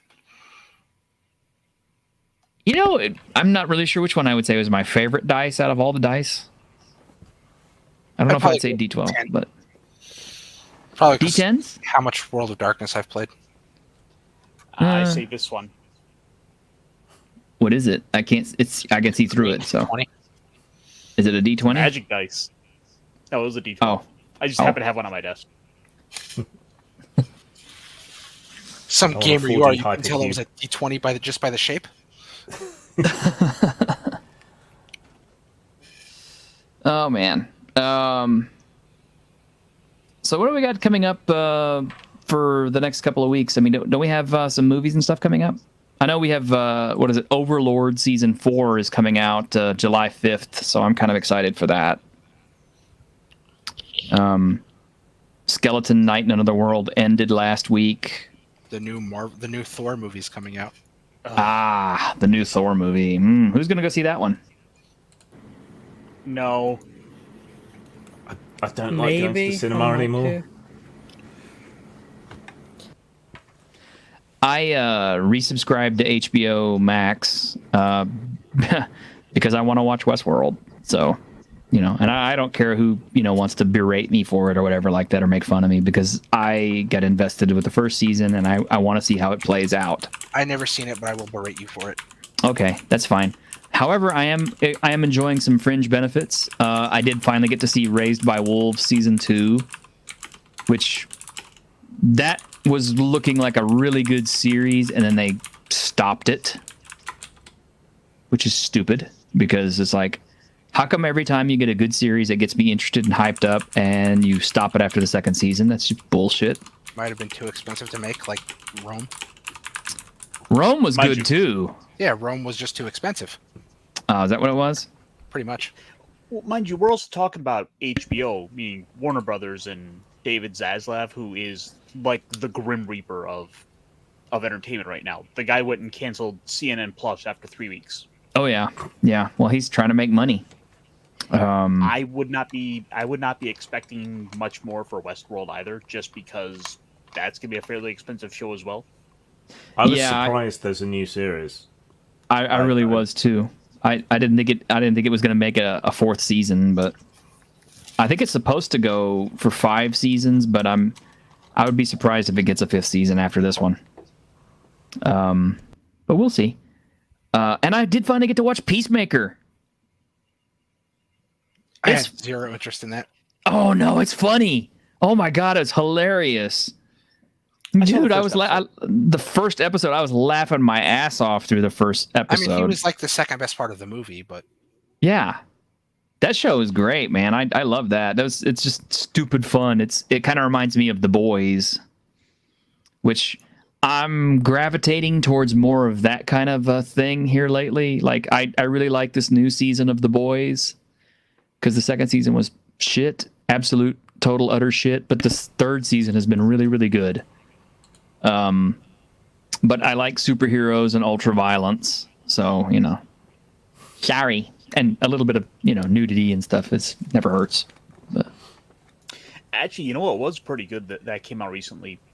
The new Beavis and Butthead movie. Everybody keeps saying that. That's on HBO Max. I need to check it out. Oh, and the Batman is on there too. Is it? The Batman was good. Well, I know Beavis and Butthead Do America might be, but I didn't know anything about the Do the Universe one. The new Universe one is apparently on there too. I just haven't looked it up.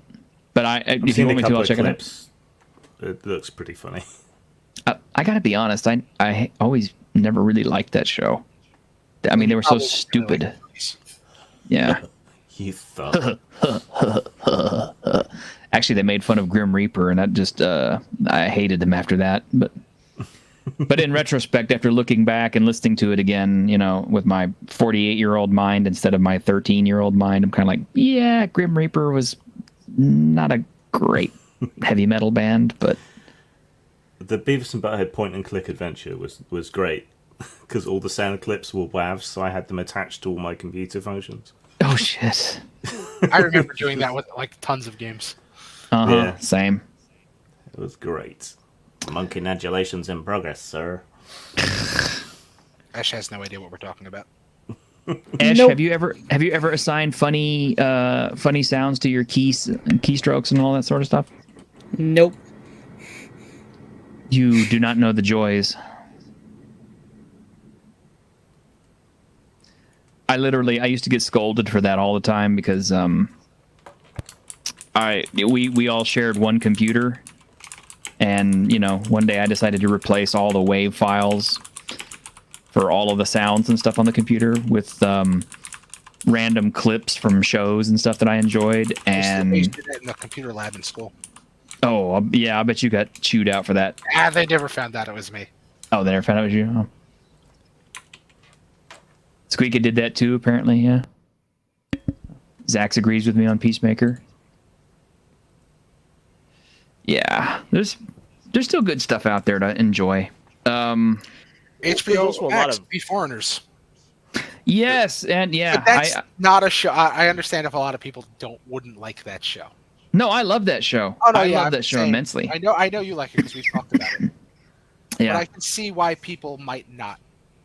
Well, they are trying to get funding for a third season.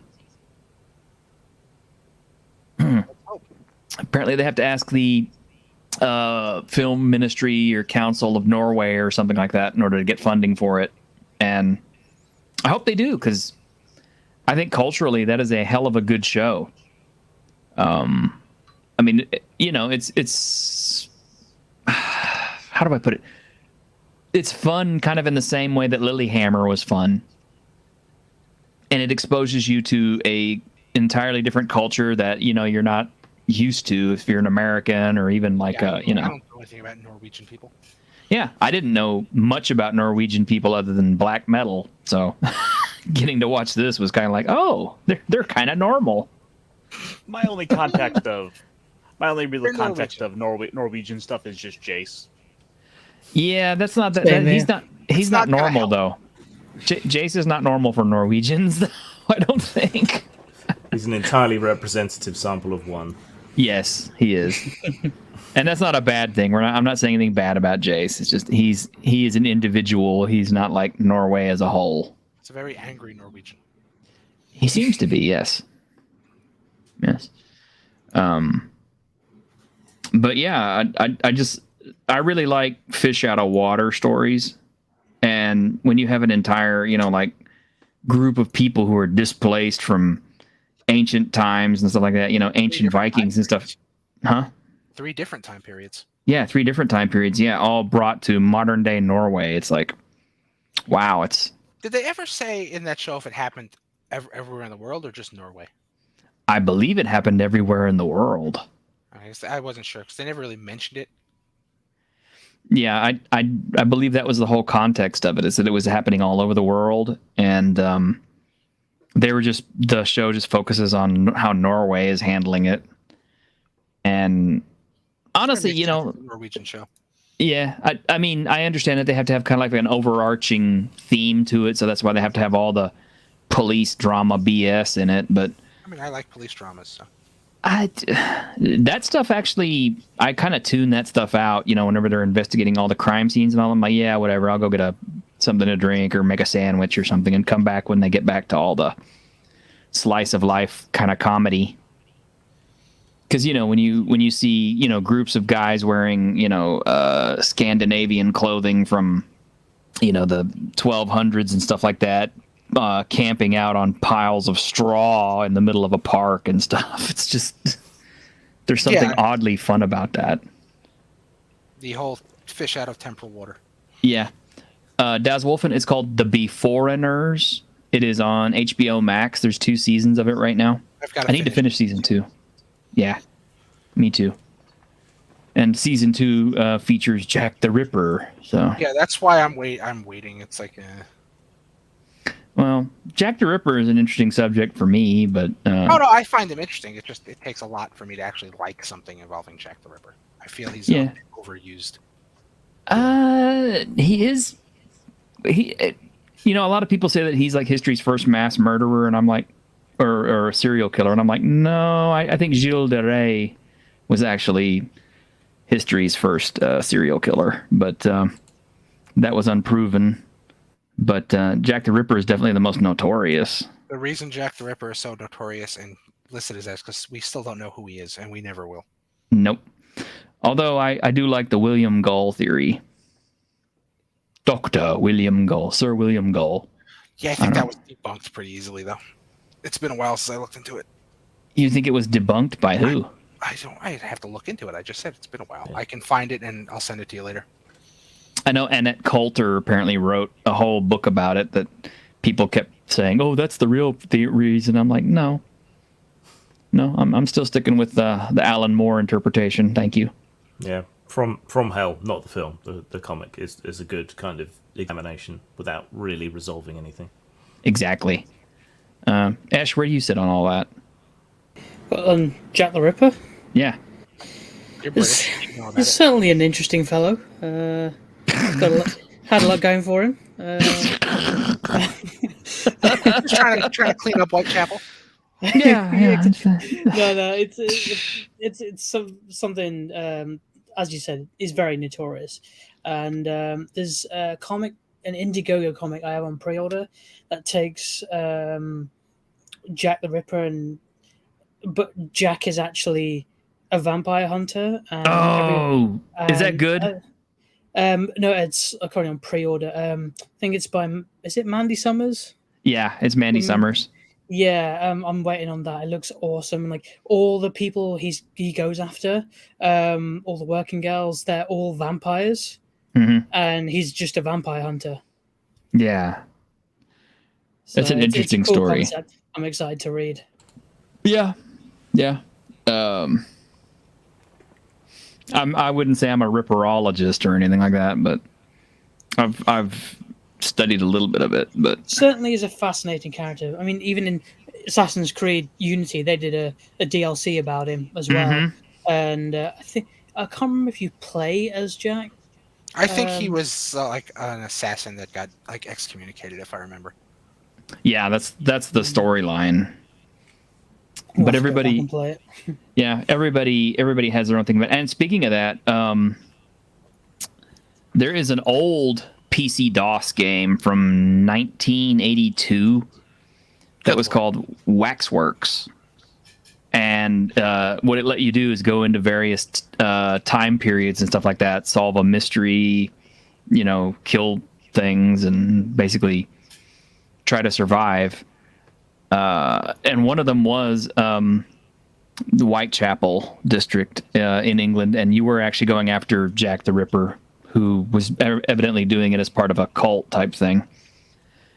And it concludes with you getting into basically a knife fight with Jack, and it was actually pretty cool. It's like it was like my favorite of all the 4 scenarios that you can do. And I recently reacquired it on Good Old Games and GOG for very cheap. I do recommend it. It's old, but if you like old stuff like me, it's worth your time. They also released an updated version of it called Waxworks Curse of the Ancestors, which it's on Steam for $15, and somehow manages to be more janky than 1982. I don't know how you do that. Oh, well, think about how many games come out nowadays that are janky as hell. Yeah.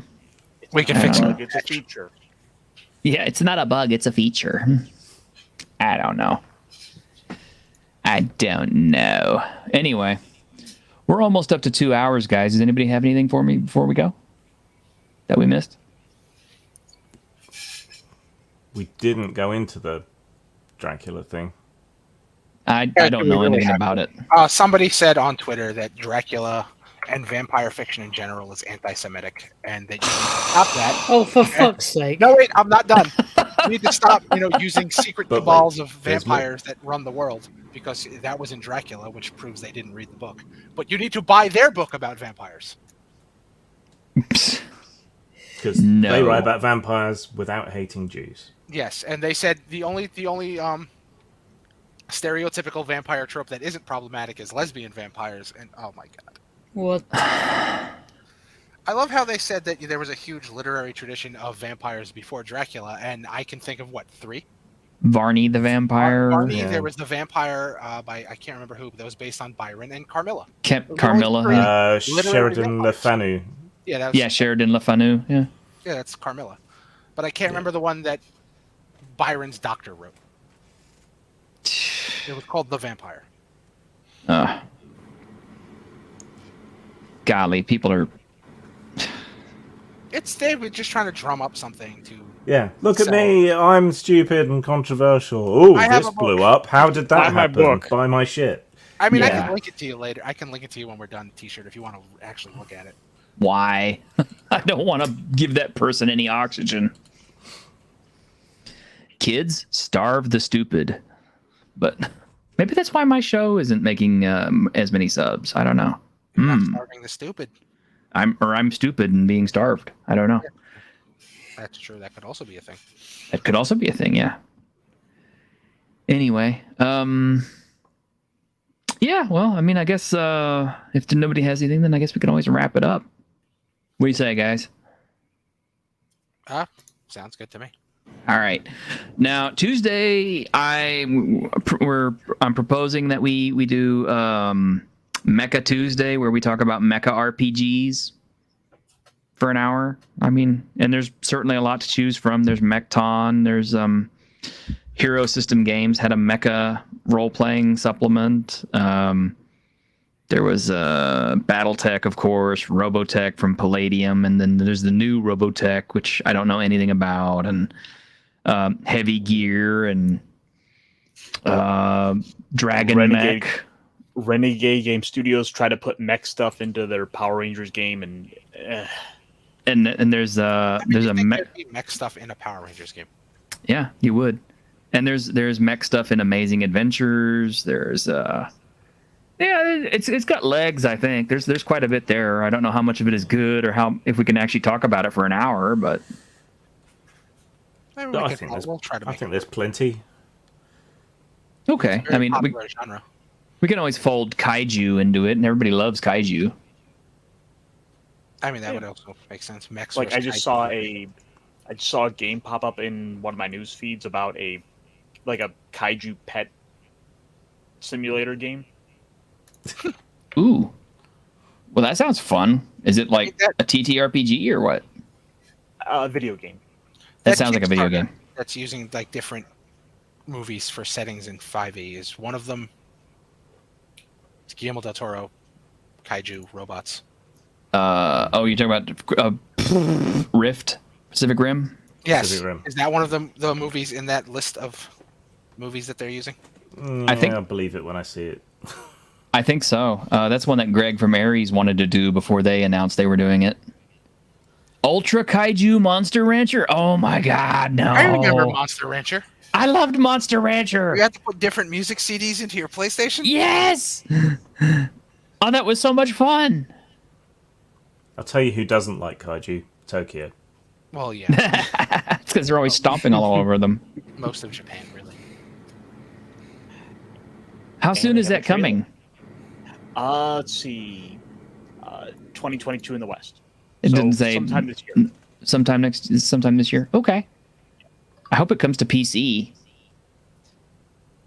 I'll do a little more digging into this, and hopefully I'll have some answers by Tuesday. Cool. Yeah, that'd be fun to find out. Yeah, because I'd definitely buy that. I loved Monster Rancher. Are we gonna get closed down for this? I thought I would just grab some use the video for some screenshots. Okay. Let's see. We're not using any music from it, so I guess that's okay. Oh, they're pulling Ultraman monsters? Alien Baltan. Oh no! He looks familiar. I keep thinking I want to buy a Switch, but Gamora. Switch, but I don't think there's any games I would buy. I would really want to play. There's a few. I'm just saying, me personally. Oh, you can do training drills and that's Ultraman right there. Yeah. So, like I said, that Ultra Baltan is Yeah. an Ultraman monster too. yeah. It might be fun. Plus, I mean, it does have the word Ultra in the name. Prizes: huge roasted potato. Can you imagine how big a roasted potato would have to be to feed a kaiju? It'd be like the size of a Buick.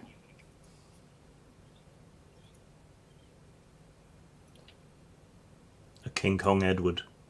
Zeton Gamora. Oh man. Coming this year. Okay, well, you're gonna need a bigger ranch. All right. Should be cool. And it's Koei Tecmo. Yeah, I love Tecmo. They always make fun games. They do Dynasty Warriors, right? Yes, they do. Those are fun. They're fun. They did the Berserk game. That was pretty much Dynasty Warriors. Yeah, they also did a Legend of Zelda one. Monkey G, but where is Gamora? I'm secretly a kaiju. I'm almost as fat as a kaiju, but it's not the same thing.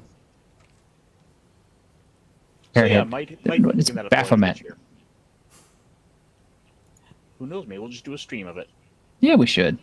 Imagine how many French fries you could make out of a Buick-sized potato. Yeah, no kidding. You'd have poutine forever. What are you, Canadian? No.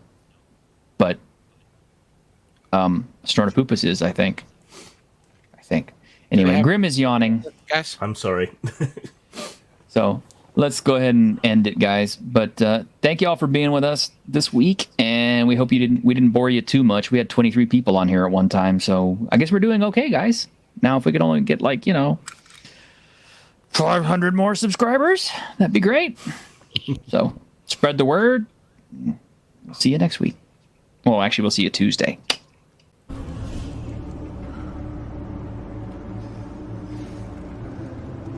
On behalf of the staff of the Independent California Motel, I wish you all sweet dreams.